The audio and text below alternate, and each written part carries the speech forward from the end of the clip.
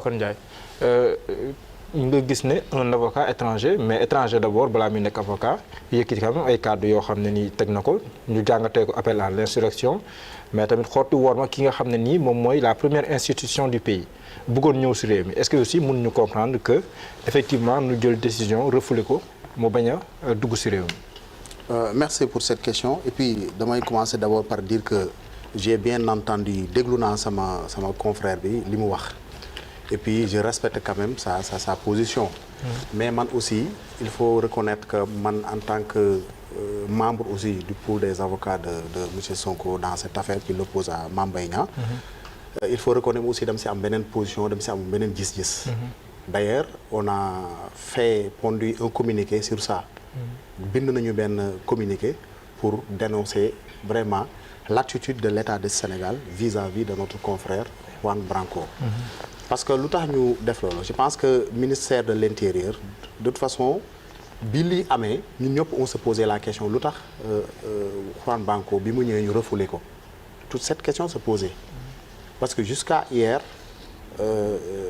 xamuñu woon les raisons mais je pense que tard dans la soirée ou bien fin d'après-midi bi je pense que c'est le ministère de l'Intérieur génne benn communiqué bi mu génne comme si ni xam les raisons mais je pense que raisons yooyu ñu wax à mon avis man je pense que c'est des raisons fallacieuses quand même pour pouvant justifier quand même que benn avocat censé assurer les droits de la défense d'un client qui doit comparaître dans un procès ñu mën ko expulser pour man loolu mënu ko justifier parce que lu ñu reproché Juan Branco dañu que dafa tenir des propos en teintant le président Macky Sall de tyran. Mais chaque jour Macky Sall on le traite de dictateur. Mais loolu c'est dans le cadre li muy def ni c'est dans le cadre de l'expression de la liberté d'expression. Parce que Macky c'est pas la première fois. Nous les citoyens sénégalais, les gens qui ne sont pas d'accord avec Macky Sall, ils sont libres. Ils traitent Macky Sall de dictateur. Mais est-ce que li ñu mën a may sénégalais bi nekk si réew mi mën nañu ko may ku nekkul sénégalais nekk bitim réew. Non xam nga on parle dans le cadre comme l'a bien dit mon confrère Maître Sène on est dans le cadre quand même d'une coopération judiciaire ñun lu ñu amee liberté dem Paris plaider fa wala en France de façon générale les avocats français aussi noonu ñu amee liberté dem liberté ñëw Sénégal assurer les droits de la défense pour un client. Même son confrère Maître Olivier Sur nee na moom comprendre na ko avocat français mais nee na moom bi mu ñëwee Sénégal dafa ñëw respectueusement dem seeti le bâtonnier ne ko damaa bëgg a plaider si ñaan ko ndigal dem maanaam daal jaar si yoon bi si ay teggin. Est-ce que kon Juan Branco war woon jaar si yoon ay teggin pour mën a dugg si réew mi loolu tamit dafa bokk si li ñuy xaaree avocat. xam nga il faut que ñu comprendre d'abord. Parce que dans cette affaire là ce Olivier Sur là parce que comparaison n'est pas raison certes. Mais ce Olivier Sur là dont vous parlez. Mais moom a été victime de cette mesure là. Olivier Sur lu mu def. À mon avis d'après sama analyse son seul tort était de défendre Karim Wade mais Olivier Sur a subi le même traitement que aujourd'hui Juan Branco lu mu subir donc loolu dañuy wan loolu xam nga loolu aussi ça nous conforte dans nos raisons qu'en réalité à mon avis l'opinion émise par Juan Branco ou bien sa personne importe peu. Mais ce qui les importait, je pense que c'est la personne de Ousmane Sonko en réalité. C'est le client en fait. C'est le client qui dérangeait.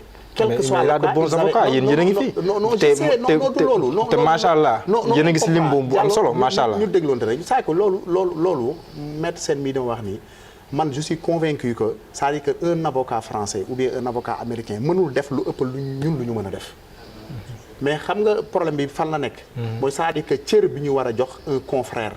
C'est que ñun loolu la et d'ailleurs ñun sax dañu ni entre confrères man je parle sous le contrôle de Maître Sène mi mu njëkk ci profession bi c'est-à-dire que y a une solidarité au-delà même c'est-à-dire que du client qu'on défend moom xam na loolu parfois dañuy daje audience sur des questions de principe un avocat de la partie civile ou bien un avocat de la défense se retrouve pour défendre les mêmes causes parce que il est question de notre profession fu ñu laal avocat man du ma toog fu ñuy tuutelee sama confrère u avocat moom aussi du ko def keneen du ko def même suñu bokkul ay clients wala ay causes yu ñuy défendre ñun c'est-à-dire que li ñuy def nii donc c'est une dénonciation de principe en mais kon est-ce que di nga ñaaw parce que kon doo ñaawloo noonu Ousmane Sonko bu ne le bâtonnier dafa jël parti pour Mame Mbaye Niang loolu tamit kon est-ce que doo ko ñaaw non xam nga lu tax ñu def loolu c'est-à-dire que ñun traitement bi Juan Branco am c'est-à-dire que dañu bëgg mu nekk un précédent dangereux man tey say je peux être appelé un jour à me rendre en Côte d'Ivoire ou bien au Burkina Faso wala beneen dëkk pour défendre quelqu'un est-ce que vous comprenez parce que Sénégal aussi dafa war a joxe un signal pour wane ne quelle que soit la situation gis nga démocratie li gars yi di wax c'est le moindre mauvais des systèmes c'est le moins mauvais des systèmes est-ce que vous comprenez c'est-à-dire que démocratie il faut souffrir parfois de la démocratie soo nekkee un chef d'État il faut souffrir aussi de la liberté d'expression des autres parce que on est dans une démocratie on gouverne c'est la majorité qui gagne et qui gouverne mais si la majorité gouverne et gagne mais il faut reconnaître aux autres aussi leur liberté aussi de s'opposer de yow aussi tu dois souffrir de ça mais mënuñu nekk dans une démocratie nit ku su waxee tu poses des actes yi nga xam ni day enfreindre des droits sacrés comme l'a dit tout à l'heure mon confrère parce que lu mu tudd sax droit de la défense lu sacré la moom xam na ci loolu d'ailleurs dem nañu ba Sénégal je vous donne un exemple Sénégal en matière criminelle même soo amul dara l'État commet un avocat pour toi parce que lu tax d'ailleurs sax un avocat su ñëwul kenn du àtte dossier bi mën nañu ko renvoyer n fois tant que un avocat n'est pas commis pour la personne accusée kenn du ko arrêté. d'accord léegi xam nga loolu lu tax. parce que les droits de la défense sont sacrés. d'accord mais est-ce que tamit di nga rafetlu Ousmane Sonko ñu suspendre un de ses avocats mu dem ba ne le bâtonnier a pris part pour la partie civile te bâtonnier boobu noonu moom moo intervenir woon ba mu am sax benn renvoi 1 mois boobu wax woon loolu ñu suspendre maître Ousseynou Fall. mu ne bâtonnier bi dafa jël parti pour la partie civile. est-ce que tamit moom war na wax ne xam nga man duma Ousmane Sonko. man j'appartiens à un ordre. yaa ngi ma Ousmane Sonko aussi il a sa liberté d'expression aussi man je ne juge pas ses propos par rapport qu'il a tenu à notre bâtonnier. avec tout le respect bi mu leen jox ñoom ñaar ñëpp mais Ousmane Sonko c'est-à-dire que le bâtonnier est une institution. yaa ngi comprendre le respect bi ma séq ak moom. ak ñun en tant que avocat bi ñu seexe moom ñoo ngi koy warloo ak moom mais Ousmane Sonko aussi c'est un citoyen sénégalais libre aussi su gisee aussi dans sa défense am na lu mu si jaarul yoon wala lu mu war a quitter une opinion à dire il est libre de le dire. D'accord. Est-ce que vous comprenez donc sur ce plan-là man je n'ai pas de commentaire à faire. D'accord. Est-ce que vous comprenez mais ce que je dis simplement je le dis sous le contrôle defuma ko pas